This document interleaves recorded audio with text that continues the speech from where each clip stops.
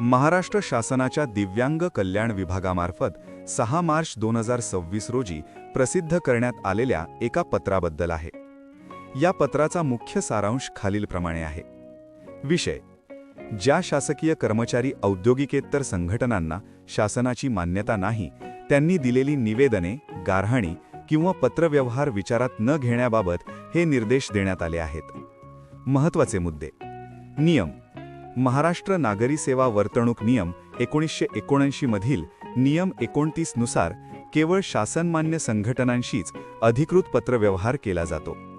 अपंग कर्मचारी संघटना. पत्रात नमूद केल्यानुसार महाराष्ट्र राज्य अपंग कर्मचारी संघटना ही एकमेव दिव्यांग व्यक्तींशी संबंधित शासनमान्य संघटना आहे.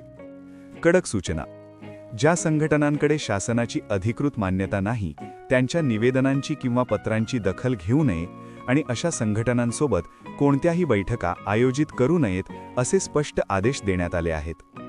पडताळणी: कोणत्याही संघटनेचे निवेदन स्वीकारण्यापूर्वी ती संघटना शासनमान्य आहे की नाही याची खातरजमा सामान्य प्रशासन विभागाच्या शासन निर्णयानुसार करण्याचे निर्देश दिले आहेत.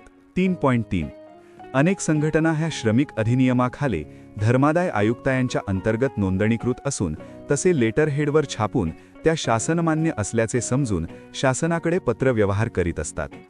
शासकीय अधिकारी कर्मचाऱ्यांच्या संघटनांना महाराष्ट्र नागरी सेवा वर्तणूक नियम 1979च्या नियम 29 व 30 अंतर्गत मान्यता प्रदान केली जात असल्याने त्या अंतर्गत शासनमान्य प्राप्त संघटनांनीच शासनमान्य प्राप्त असा उल्लेख करणे आवश्यक आहे.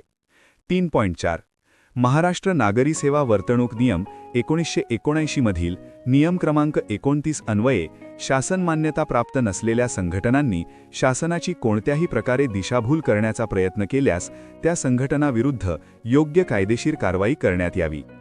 सर्व शासकीय कर्मचाऱ्यांच्या औद्योगिकेतर संघटनांची निवेदने, अभिवेदने, ज्ञापने विचारात घेताना उक्त बाबींची दक्षता घेण्यात यावी ही विनंती.